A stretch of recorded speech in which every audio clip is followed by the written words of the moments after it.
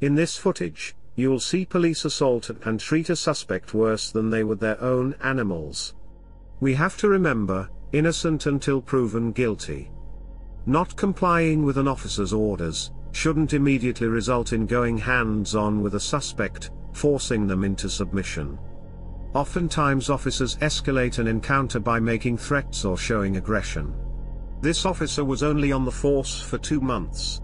He was destined to be a bad apple, but he learned this was okay by watching other officers do the same. In this interrogation, you'll see this dweeby black officer try and justify his actions and bad behavior as he violently pushed, then punched a cuffed woman multiple times.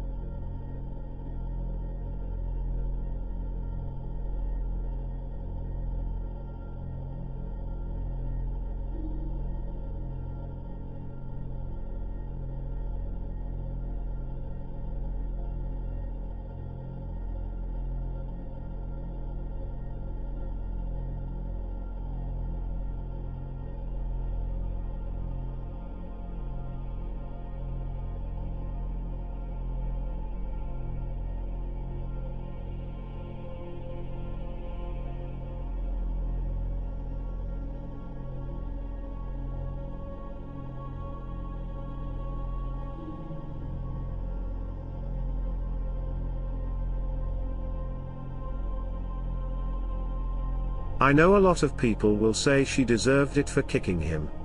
Wrong. This was a reaction to him slamming her against the wall.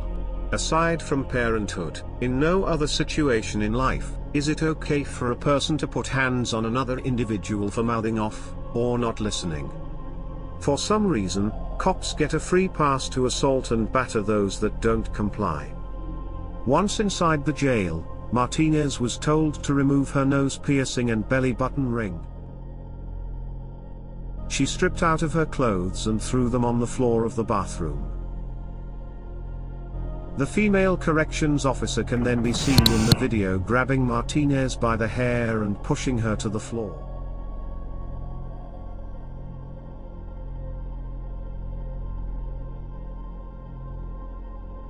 Five male officers are called in to help subdue Martinez while she is naked.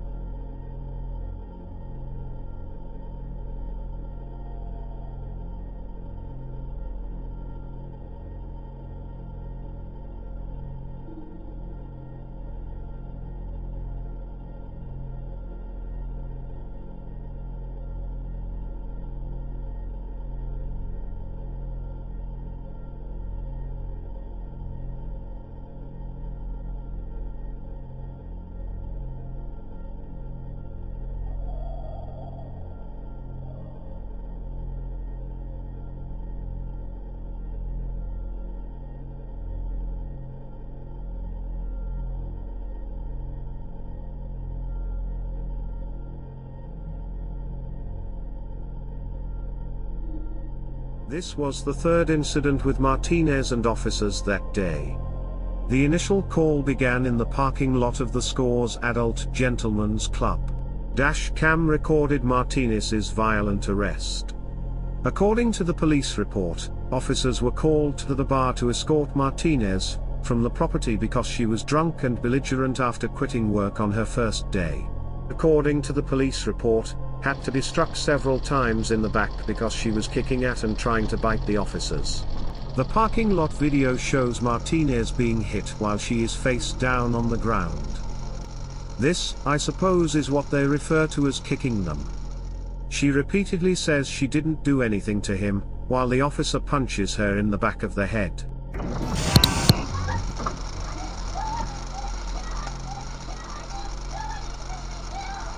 This is natural reaction.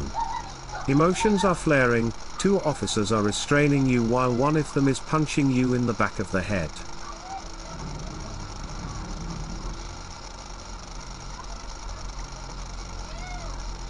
I guess they prefer you lay like a dead fish as they beat you.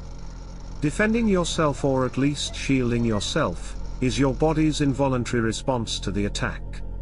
The idea that you should do nothing while getting beat on is absurd and simply justification for them to abuse you. Come on. You have a seat. There you go.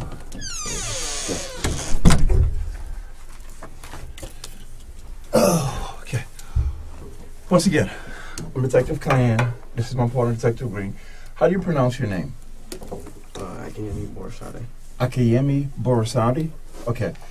I know a lot has transpired tonight. You've probably been in contact with several members of your unit, sergeants, lieutenants, things of that nature. Do you understand what's been going on? You've been informed. I guess you spoke to Internal Affairs as well as your lieutenant. Well, you actually don't have a lieutenant, correct? Lieutenant Hack Sunday. Okay, Lieutenant Hack Sunday. He's your acting lieutenant, or is he like the lieutenant of your squad? My squad watch 3. Okay, but you don't have a sergeant. Is that correct? We don't have a sergeant. Gotcha. So, there was a criminal allegation tonight, and that's the reason why the integrity unit gets called, okay? So within JSO, you have the internal affairs that deals with policy and procedures, and we deal with any time laws may be violated, okay? What I have to do, per our policy and procedures, due to the fact that this is a criminal investigation, I do have to advise you of your constitutional rights. You understand? Okay. You have any questions before we get started? All right. Have you ever been here before? This is the integrity office, okay?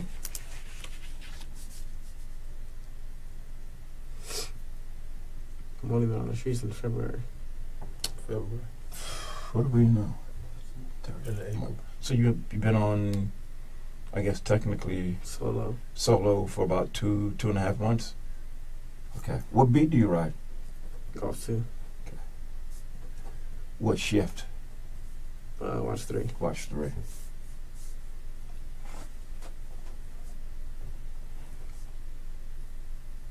Do you ride with do you got? We know you don't have partners, but do you have like a constant 35? Not since I moved to Watch 3 now. Where did you start at? Watch 6. Mm-hmm. How long you been on Watch 3? This is my second motorcycle. Gotcha. All right, the time is 12:48. Correction, 12:48 a.m.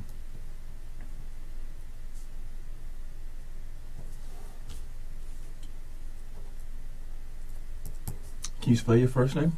AK. AK. IN. IN. YE. YE. Akinyemi. MI. You pronounce it Akinyemi? AKINYEMI. AKINYEMI. MI. Okay. And Akinyemi? Akinyemi. Akinyemi. And Borisade, right? Yes, sir. Which is BORIS. ADE. ADE. What's your date of birth? August 26, 1989. August 26 of 89. And that makes you how old? 26. Okay.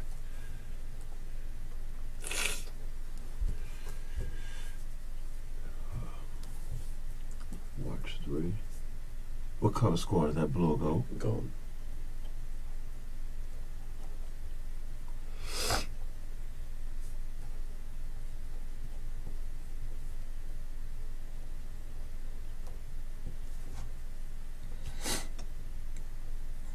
Okay. So basically, let me just go over these with you. And I know it's something that you do on the streets every day, okay? So I'm not trying to treat you like you don't understand or you don't know, but it's just something that we have to do for our policy and procedures, okay? And it says, you do have the following rights in the United States Constitution. You do not have to make a statement or say anything. Do you understand? Is that yes? Yes, sir. Okay. Anything you say can be used against you in court. Do you understand? Yes, sir. You have the right to talk to a lawyer for advice before you make a statement or before any questions are asked of you, and to have that lawyer with you during any questioning. Do you understand? Yes, sir. If you can't afford to hire a lawyer, one will be appointed for you before any questioning, if you wish. You understand? Yes, sir. If you do answer questions, you have the right to stop answering questions at any time and consult with your lawyer. Do you understand? Yes, sir. So real quick, Officer Borisade, and I don't want to take this as something small, or I don't want to make it something big, okay? This basically is your constitutional rights and says you have the right to talk to us if you want to, or you have the right to talk to us through an attorney. You understand all these rights, Yes, sir. and you're good with it, and you're willing to give us a statement of what happened tonight. Yes, sir. Okay, sign right here, brother.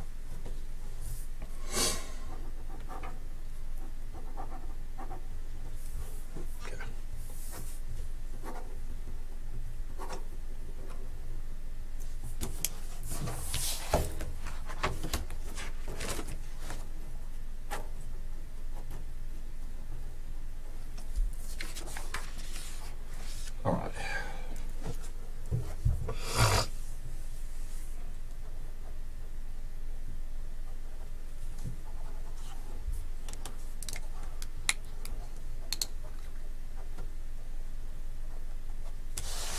Okay. So, Officer Borisade, what do you like to be called? Yemi. Yemi. All right, Yemi.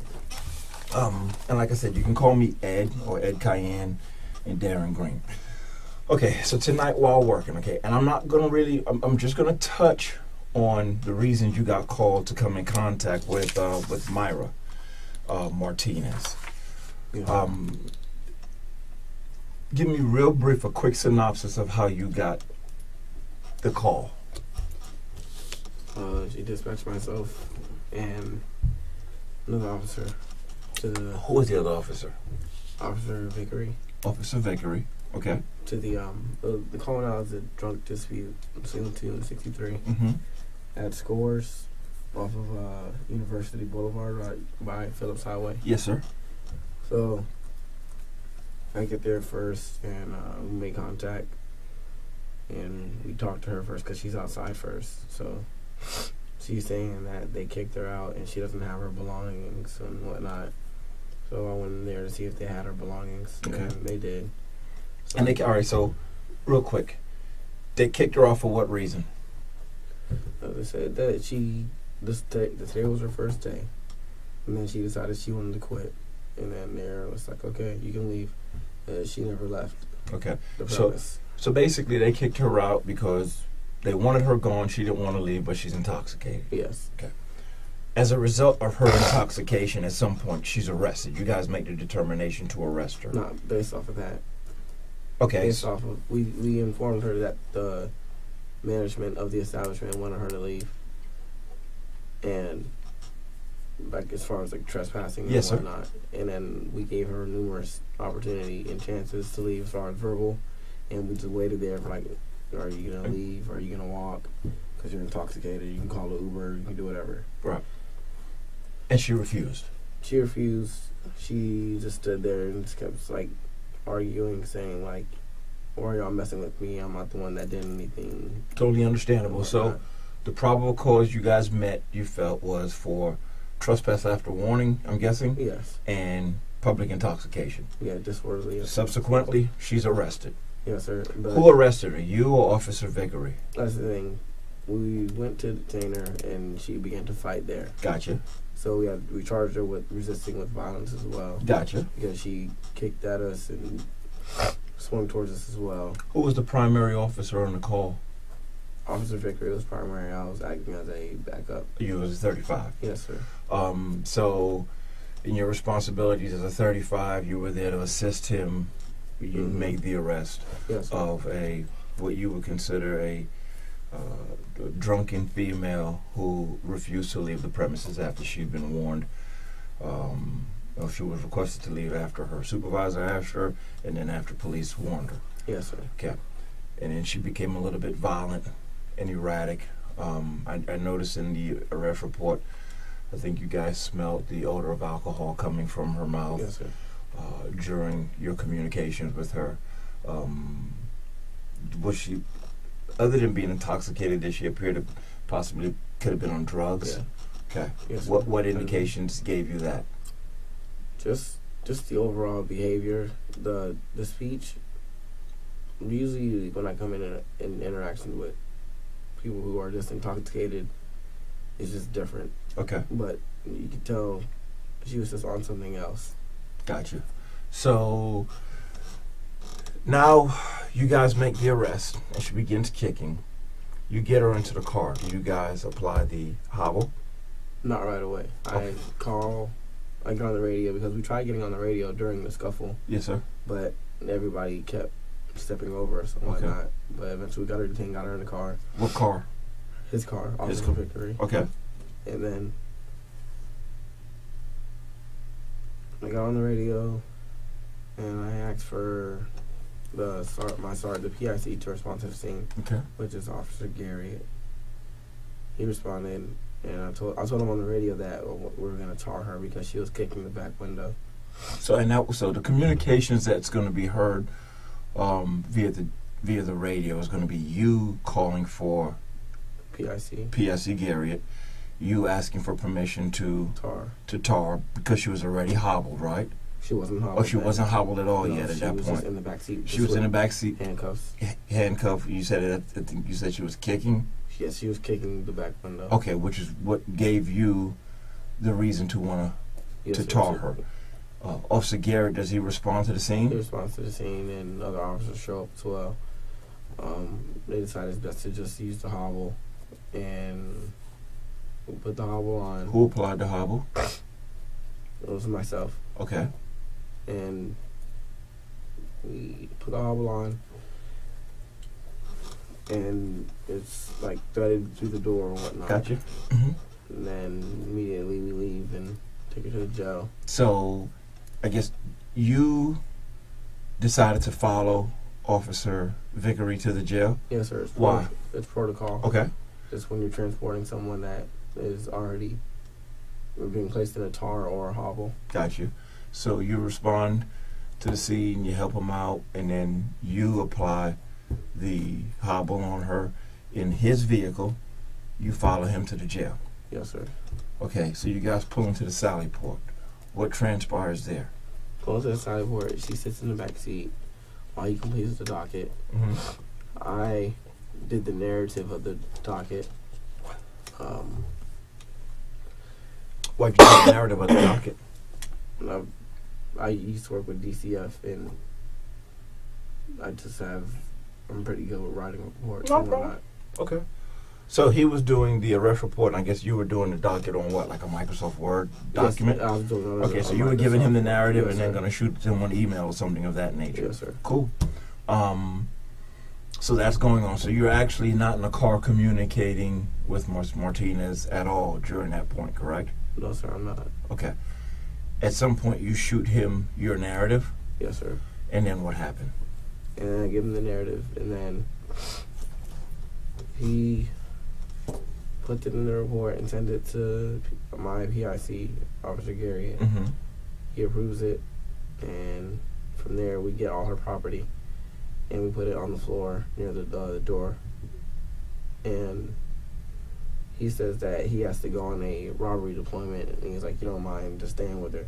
I was like, "Sure, that's fine. I have no issue with that." Cool. So you guys get her out of it. Was there any struggle to get her out of the vehicle? No, sir. Okay, so she comes out and she's compliant to get out of the vehicle of Vickery's car, right? Yes, sir. And then he walks her up to the Sally Port door, the back door to jail. I walk her. Okay, so you walk her out. Who gets her property out of his car? He brings the property. Okay. And then gives it to you, I'm guessing, tells you he has to leave for the robbery deployment. Yes, sir. He sends the docket and just waiting for approval. Yes, sir. Okay. Well, the docket was already approved prior to her getting out the car. Okay. So now all she's doing is standing at the back door waiting for the door to open up. You guys to let her in, and I guess at that point you'll probably hand the purse to correction officer. Yes, sir. Fine. What happens? From there, she just keeps being disorderly, irate, belligerent, yelling, saying, "I'm going to come after you, your family, you guys are all wrong. Y'all arrested the wrong person," and basically what most people who have been arrested do. Well, not most people do, but probably intoxicated people is what you're trying to say. Yes, sir. Okay. So there's other officers there that take note of her behavior as well. Mhm. Like there's a homicide detective there. Mm-hmm. She's a whiskey foxtrot with short hair. Detective Simpson. Yes, sir. She was there, and she was saying like, "Geez, she's really like riled up." There was another guy from like CSX Rail Yard Okay. saying that her behavior was noticeable as well. From there, she just keeps going and keeps going and keeps going. And then eventually she yells, she charges towards me, and that's when I put my hands like on her shoulders right here and got her back to the wall where the door is. And that's when the incident took place, as far as her kicking me and me responding. All right, you say that. Let me ask you a question, because in your short time that you've been with the agency, how many intoxicated people have you dealt with? Would you say? I can't put a number to it. No, I'm just saying, how many times you think? Maybe 1 to 5, 5 to 10? I'd say numerous. Okay. I mean, I can't put a number to it, honestly. Okay. So you made multiple arrests for intoxication during your course of training and since you've been by yourself? Yes, sir. Okay. And how do they act? Belligerent, obscene.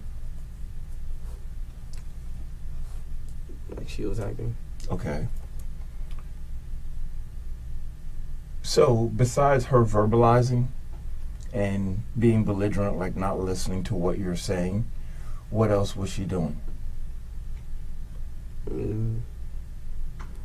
She kept crossing the line where like the officers stand, and so the line that separates like the soon-to-be prisoners and the officers. Basically, from what I've been taught, is that they're not supposed to cross that line because it's like officer safety. You don't want them getting too close to like other officers and whatnot. So I advised her to stop crossing the line and whatnot. So you basically wanted her to stand by the door. Yes, sir. That line really and truly is an imaginary thing for law enforcement officers that go to the... There is no line that says a suspect can't walk around. We would like to keep control and command of them, right? Yes, sir. But there's that whole thing about that line is... And I'm going to ask you, okay, because you recently came out of the academy, so you probably know these rules better than I do, okay? Is there anything in our policy and procedures that says they can't walk around while they're in there?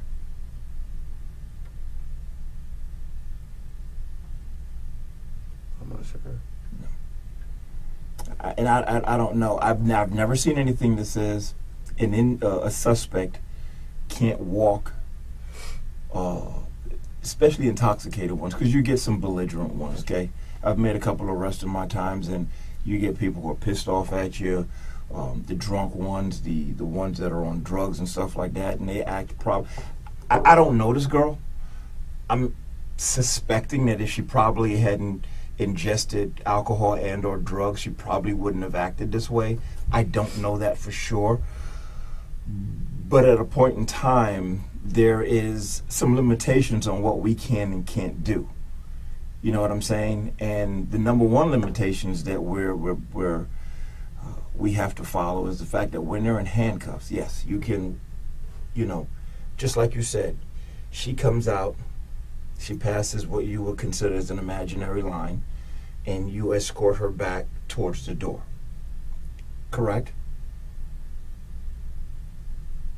I don't know if I consider it an imaginary line. I mean, at what point just because a person's in handcuffs doesn't mean they're not a threat, and they could be a harm to themselves. I mean, they're told to stand right there for a reason, I feel like, because they could be a harm to themselves by easily running out of the Sally Port and running into traffic, or running towards an officer and like bum rushing me like she probably intended to do. Totally understandable. Were the bay doors down on both ends?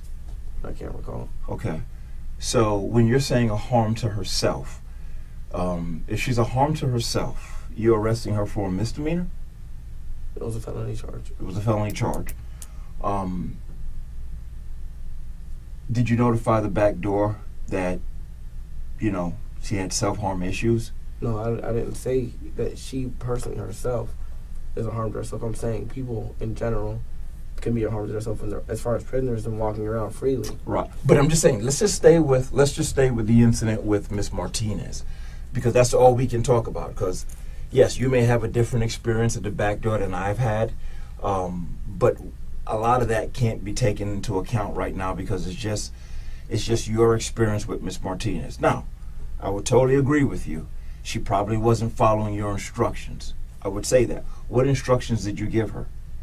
To stand by the door and wait for her name to be called. Okay. And don't cross the line. Okay. And her response was? If you mean this line, and like touched it with her foot, and I was just like, okay. I didn't react then.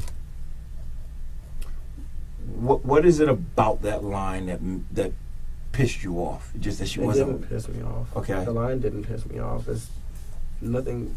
That didn't piss me off.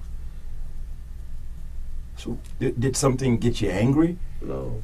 Okay. I mean, she ran towards me. I didn't know what she was gonna do. She could have spit in my face. She could have bit me. Like she still had limbs and body parts that could have attacked me still. In what way? She could have bit me. Okay. She could have kicked me like she did. She could have shouldered me like with her shoulder off the curb that I was standing on. Mm-hmm. And what does the Jacksonville Sheriff's Office policy and procedures state about suspects that are handcuffed? Are we allowed to strike them? Yes, sir. In what way? Because she was handcuffed, correct? Yes, sir. Okay. And did you strike her?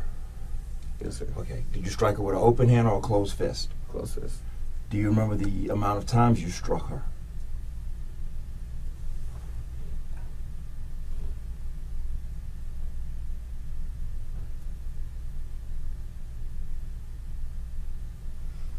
I believe it was 3.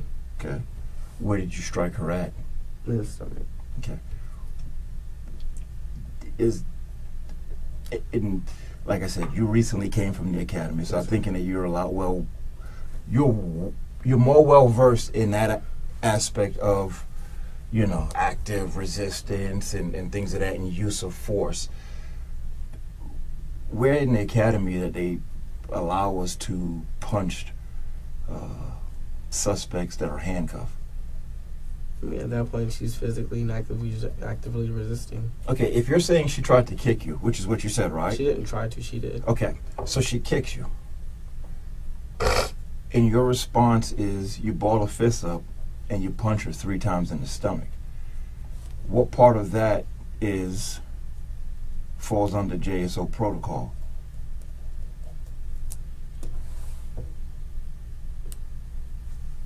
I mean, we have takedown procedures, right? If she's using her legs.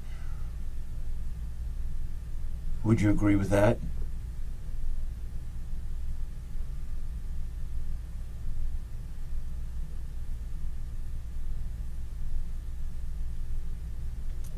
And also, Borisade, like I said, I can totally understand a reaction sometimes, okay? You're not a bad guy, okay? I think you're a good young officer.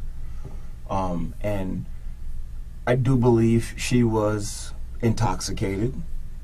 I spoke with her and she admitted that. It's a possibility she ingested drugs. So I think with the duo of both alcohol and or drugs in her system, she probably wasn't thinking clearly.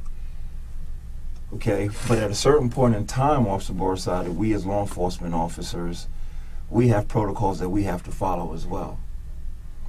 And see, what happens is when we deal with intoxicated, mentally ill people of that nature, they'll do things to kind of, piss us off. But what we have to do is we have to remain above them.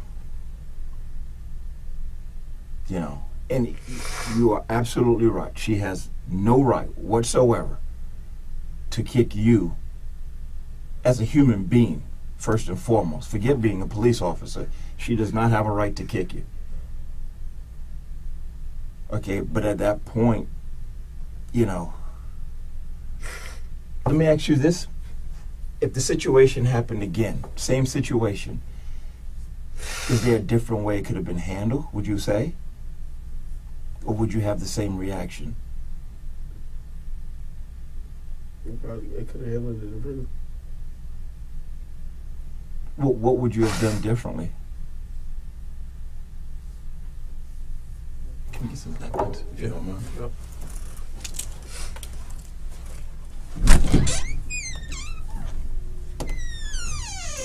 What do you think you would have done differently?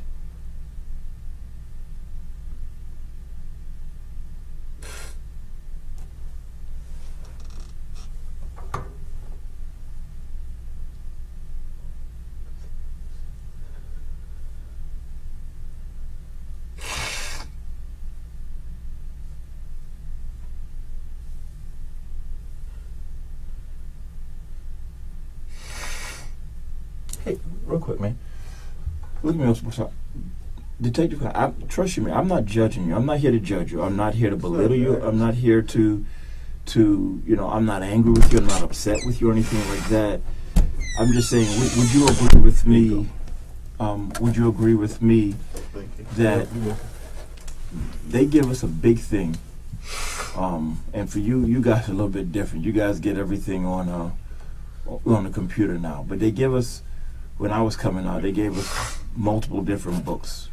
We get the general orders, we get the policy and procedures, we get the municipal ordinance, the field report manual of how we document reports and stuff like that. And there's a whole lot of information that basically, we're bound by, as well as Florida state statutes, right? And within these documents, they tell us what we can and we can't do. They can't tell you how you can feel emotionally, okay? And I can tell you were upset, and you have a right to be upset. But within those books, they tell us, hey, if you have this situation happen, this is how far you can go. Or this is how your response should be. Now we put all the emotions and we put the alcohol and the drugs and everything, and you put that in a boiling pot of water, nothing good's gonna come to the end of it. You understand?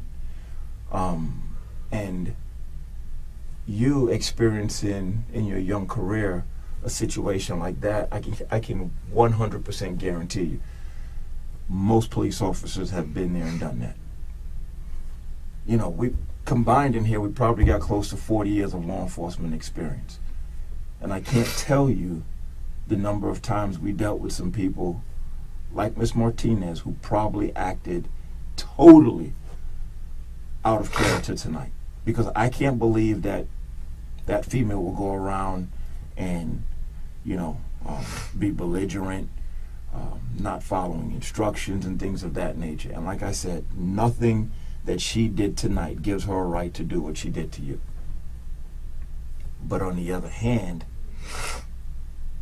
what we did, in response to her, emotions, do you think it was right, was wrong, could have been better handled?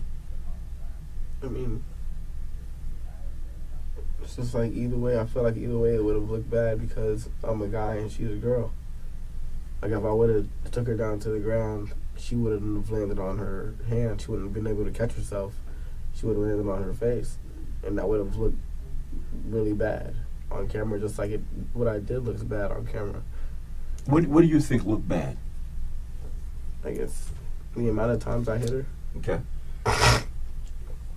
What you just said, male or female?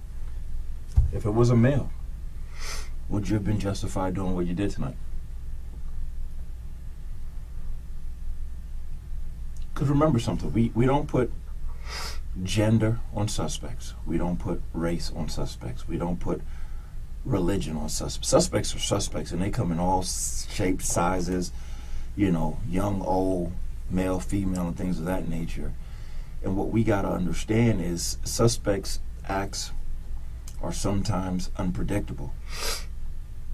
Okay? But that's what makes us being held to a higher standard. Because no matter what the suspect do, the law enforcement officer have to respond in a certain manner. And the manner that we respond, we are bound by the policy and procedures of the Jacksonville Sheriff's Office, the general orders, and Florida state statutes. And if we go out of that and we violate policy and procedures, then yeah, we deal with internal affairs. But if we violate state statute, then you deal with the integrity unit. So what I don't want you to leave here and think tonight that if that was a guy, your reaction would have been justified. Yes, sir. Okay? Because they don't tell you, or you have to give me the name of the person that tells you it's okay to punch somebody multiple times that are handcuffed. Right? That Yeah. totally goes against our policy and procedure. So like I said, if given the opportunity to do it all over, what different decisions could have been made?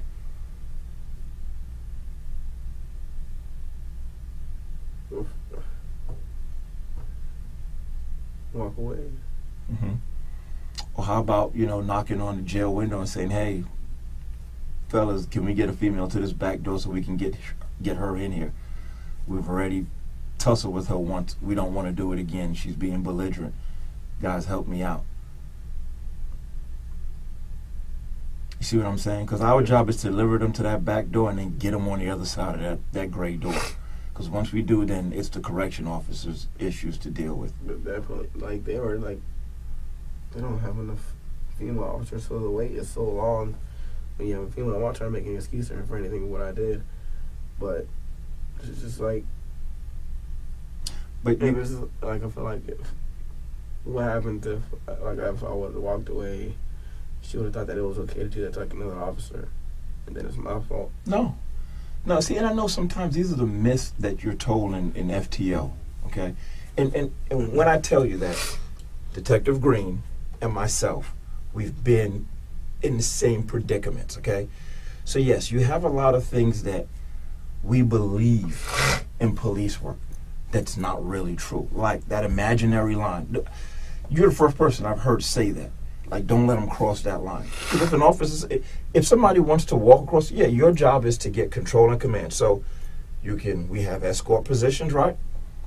Okay, we have transport positions. Hey, get them back to that wall and say, hey, ma'am, look, real quick, you're pissed off, you're arrested. Hey, you have an opportunity to deal with it by speaking to a judge or an attorney when you get assigned one. But what happens is they escalate, and then we respond. And we can't do that outside of policy and procedures. And that's the only thing I'm trying to get you to understand. All right?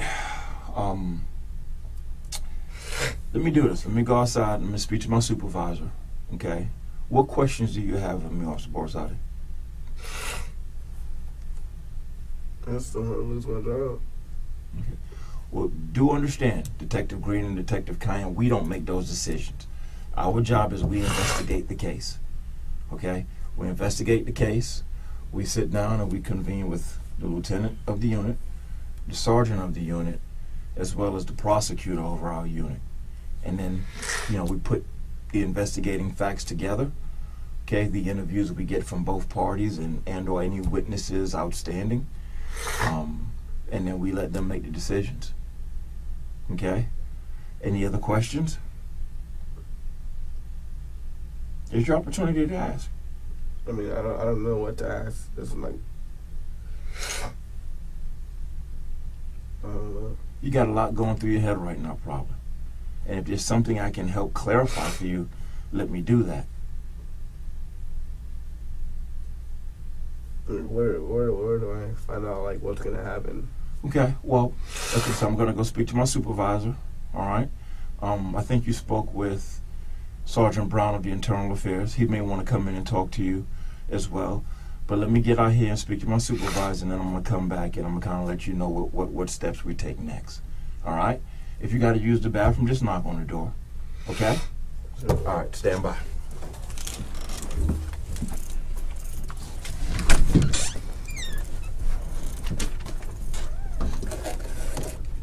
This interrogation was taken just hours after the assault took place. Borisade was immediately fired by Sheriff Mike Williams after the incident became public.